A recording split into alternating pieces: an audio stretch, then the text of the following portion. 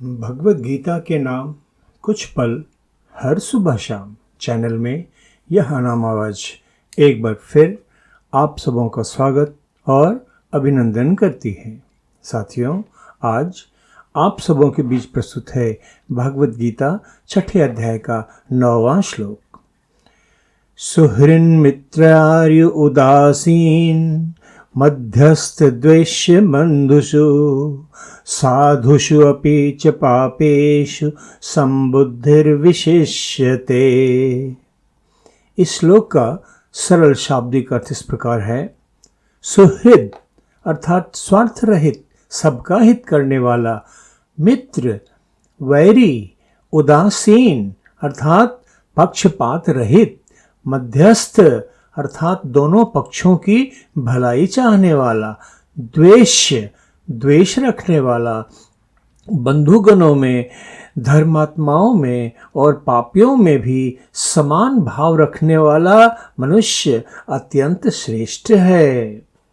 साथियों, भगवत गीता के इस श्लोक में योगेश्वर श्री कृष्ण ने एक पूर्ण रूप से आत्मनियंत्रित इंद्रियजित व्यक्ति का सजीव चित्रण प्रस्तुत किया है, जिससे अंदाजा लगाया जा सकता है कि ऐसे विशिष्ट व्यक्ति में कैसी अद्भुत क्षमता, कैसा अद्भुत आत्मबल विद्यमान हो सकता है। हम संसारी जगजीव तो भली भांति जानते हैं कि इस संसार में कितने विभिन्न प्रकार की प्रवृत्तियों वाले लोग हैं। जीवन में हमें ऐसे सज्जन मनुष्य भी मिलते हैं जो पूरी तरह स्वार्थ रहित होते हैं और सहज स्वभाववश सबका भला चाहने वाले, सबके हितैषी होते हैं। फिर इसी संसार में कुछ ऐसे लोग भी होते हैं जो हमारे मित्र होते हैं, हमारे सुख दुख के साथी होते हैं, जीवन के हर उतार चढ़ाव में हमारा साथ देते हैं। हम सब ने यह भी पाया है कि अनेक सांसारिक कारणों से, स्वार्थों के टकराव के कारण कुछ लोग हमारे शत्रु बन जाते हैं।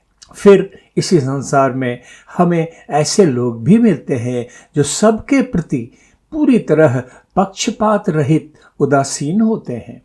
और संत कबीर साहब की वाणी में कहें तो कबीरा खड़ा बाजार में मांगे सबकी खैर, ना काहू से दोस्ती ना काहू से बैर।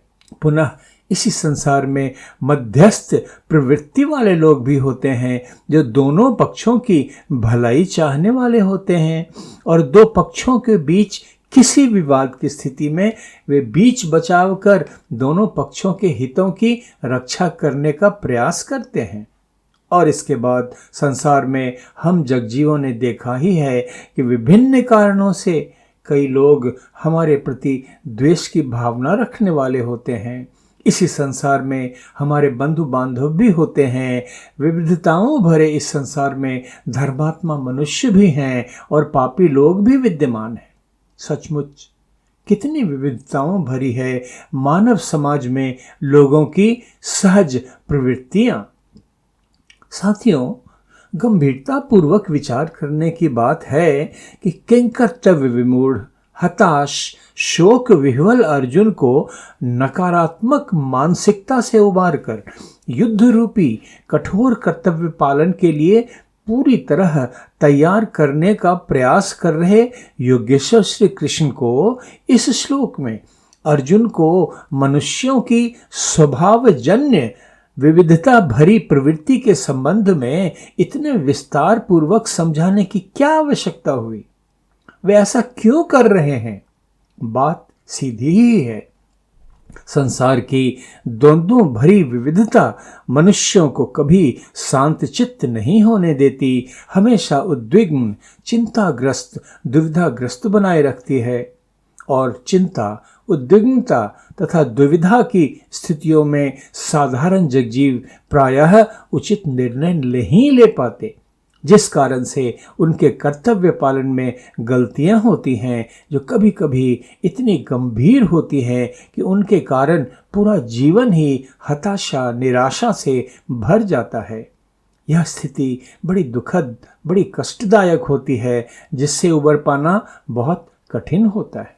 साथियों, सोच कर देखिए, इस प्रकार के विचलित बनाए रखने वाले मानव समाज में क्या कोई साधारण मनुष्य अपनी मानसिक स्थिति संतुलित रखते हुए उचित निर्णय लेकर अपने कर्तव्यों का पालन कर सकता है? कदापि नहीं। अर्जुन भी तो इसी भयानक मानसिक उहापोह रूपी द्वंद्वात्मक स्थिति में फंसा हुआ है और उचित मार्गदर्शन के लिए योगेश्वर श्री कृष्ण से प्रार्थना कर रहा है। आसन्न युद्ध के लिए व्यूहबद्ध तैयार खड़ी दोनों पक्षों की सेनाओं में उसे उपरोक्त विविधताओं भरे लोग दिखाई पड़ते हैं, जिनका वर्णन करते हुए भाव विह्वल होकर उसने योगेश्वर श्री कृष्ण से कहा था, तत्र अपश्यत स्थितान पार्थ पितृन अथ पितामहान आचार्यान मातुलान भ्रातृन पुत्रान पौत्रान सखींस्तथा ससुरान सुहृदश्चैव सेनयोः उभयोः अपि। और इसके बाद अर्जुन ने श्री कृष्ण से कहा, दृष्ट्वा इमं स्वजनं कृष्ण युत्सं समीपस्थितं सीदन्ति मम गात्राणि मुखं च परिशुष्यति। फिर अर्जुन ने कहा, गांडीवं संसते हस्तात् त्वक् चैव परिदह्यते न च शक्नोमि अवस्थातुं भ्रमति इव च मे मनः। अर्थात हे श्री कृष्ण, यह सब देखकर मेरे हाथों से गांडीव धनुष छूटकर गिरा जा रहा है, मेरी त्वचा मानो जल सी रही है, मेरा मन भ्रमित हो रहा है और मैं खड़ा रह पाने में भी समर्थ नहीं हूँ। साथियों, इन दो श्लोकों में कितना स्पष्ट चित्रण है उस मनुष्य का जो जीवन की संघर्षमय स्थितियों का सामना होने पर मानसिक संतुलन खो देता है, अपने कर्तव्य से भटक जाता है। अर्जुन जैसा पराक्रमी महान योद्धा भी मानसिक संतुलन खोकर युद्ध से पलायन कर भिक्षा मांगकर जीवन यापन करने की बात करने लगा है। तो यही है वह पृष्ठभूमि जिसके कारण योगेश्वर श्री कृष्ण सांख्य योग, ज्ञान योग, कर्म योग, भक्ति योग जैसे उच्च ज्ञान की बातें समझाने के बाद अर्जुन को संसार में विविधताओं भरे मानव समाज की बात बताकर उसे हर स्थिति में हर प्रकार के लोगों के बीच रहते हुए आत्मनियंत्रित शांतचित्त बने रहने का महत्व समझाते हुए कह रहे हैं कि वही मनुष्य विशिष्ट है जो विविध मानसिकताओं वाले इस मानव समाज के बीच रहते हुए भी अपना मानसिक संतुलन बनाए रख सकता है, अपने आप पर नियंत्रण रख सकता है और उचित निर्णय लेकर कठोर से कठोर कर्तव्य का भी पालन कर सकता है। साथियों, विचार कर देखिए, क्या कोई साधारण जगजीव मानसिक संतुलन की इस उच्चतम स्थिति को प्राप्त कर सकता है? कभी नहीं।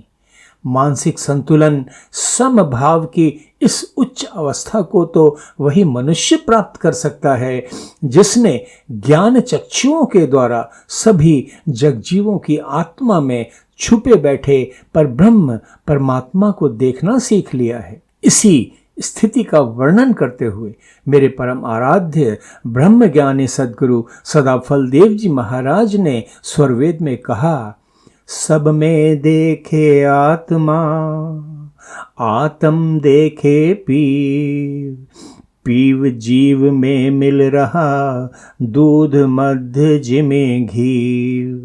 पीव अर्थात परमात्मा। तो योग साधना का गंभीर पुरुषार्थपूर्ण अभ्यास कर रहे साधक गणों को यह उपलब्धि हो जाती है कि वे इस विविधतापूर्ण मानव समाज में रह रहे विभिन्न प्रकार की प्रवृत्तियों वाले जगजीवों में पहले आत्मा को देखते हैं, फिर उस आत्मा में छुपे बैठे पर ब्रह्म परमात्मा को देख पाते हैं। इसी कारण से उनमें एक विशिष्ट समभाव उत्पन्न हो जाता है और वे शांत स्थिरचित्त रहकर अपनी चेतना परम पिता परमेश्वर के ध्यान चिंतन में लगाए रख पाते हैं। साथियों, आज बस इतना ही। भगवत गीता छठे अध्याय के अगले श्लोक के अर्थ तथा व्याख्या के साथ कल फिर आप सबों के बीच उपस्थित होऊंगा। तब तक आप सबों के लिए अशेष मंगल कामनाएं। धन्यवाद। नमस्कार।